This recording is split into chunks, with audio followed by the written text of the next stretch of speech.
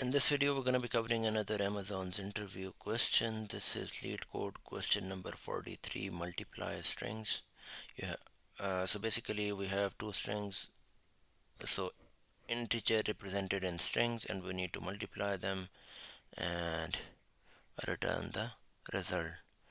They tell you that do not convert, do not use any built-in big integer library to convert the inputs to integers directly. Nothing fancy going on here. You're just gonna be thinking of like basically we are gonna be converting the integers, the strings to integers, but one by one instead of the taking the whole string and then using any kind of value of or any built-in function in order to get the integer value of that string. Instead of that, we're gonna basically go. So let's take this example here.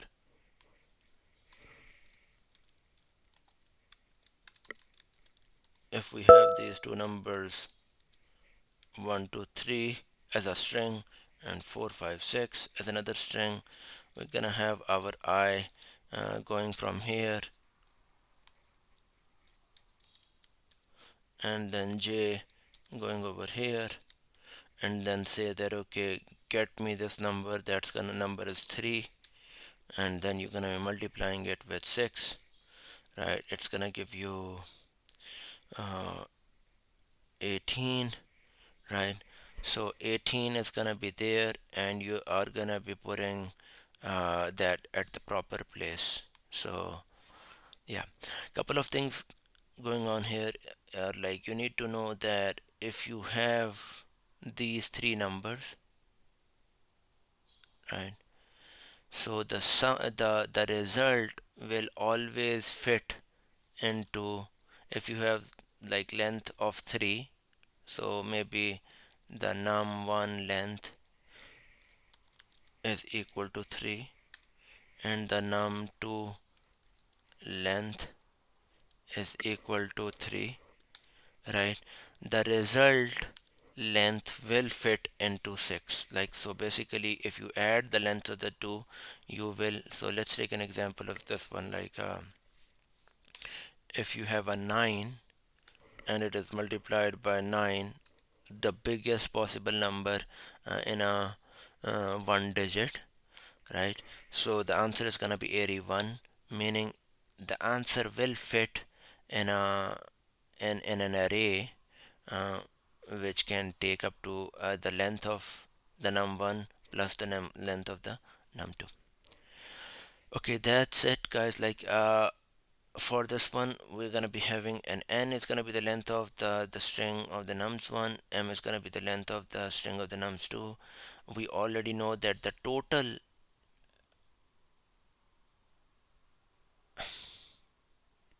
if we have if we have to put the result in an integer array, the length of that integer array needs to be n plus m size long.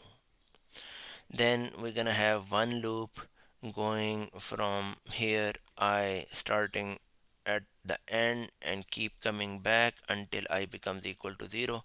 So that's what we are saying here, that start from n minus 1 and keep decrementing I until I is greater than equal to 0. We're going to do the same thing for the j, which is going to be covering the second number. That's what we did. We're going to be taking,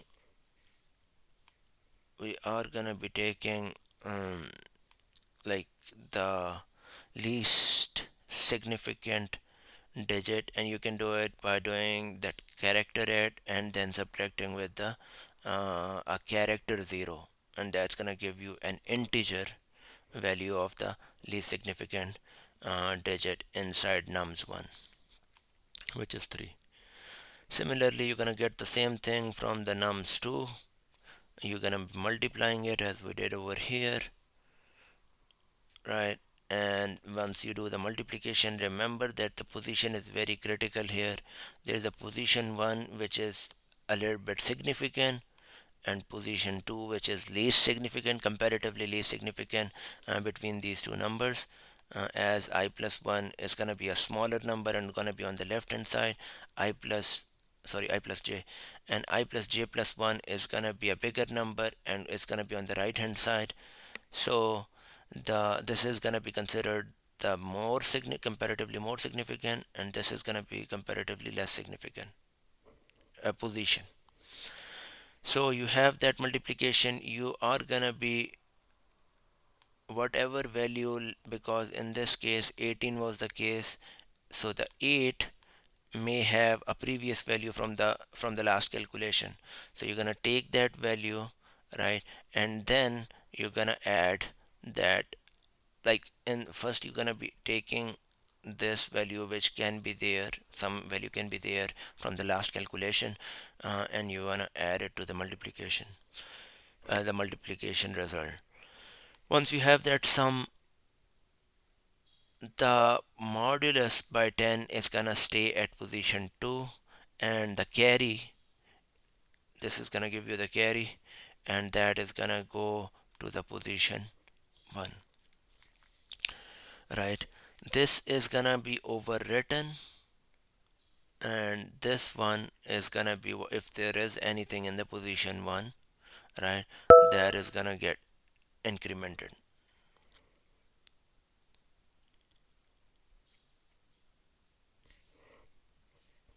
Let's just run it.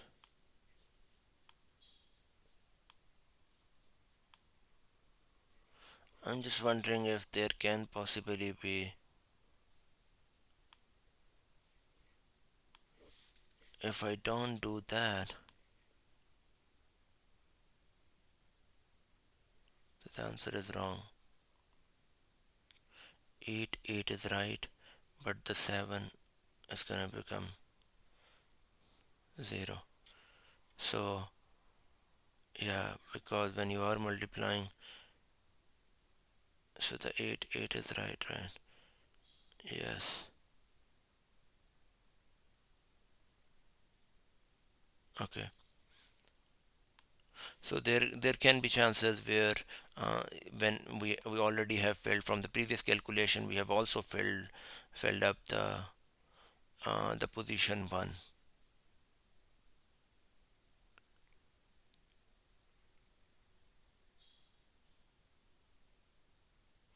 We have already filled up the position 1, so we need to actually, whatever is there, we need to add that thing over here.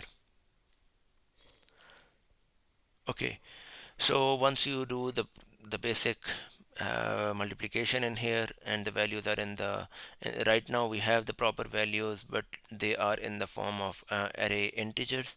We're going to be creating a string builder, going through the array and appending it to the string builder. And again, if we have a preceding 0, because we are going through the array, and in the array there can be preceding zeros, in the when we went through it, those preceding zeros are going to be appended.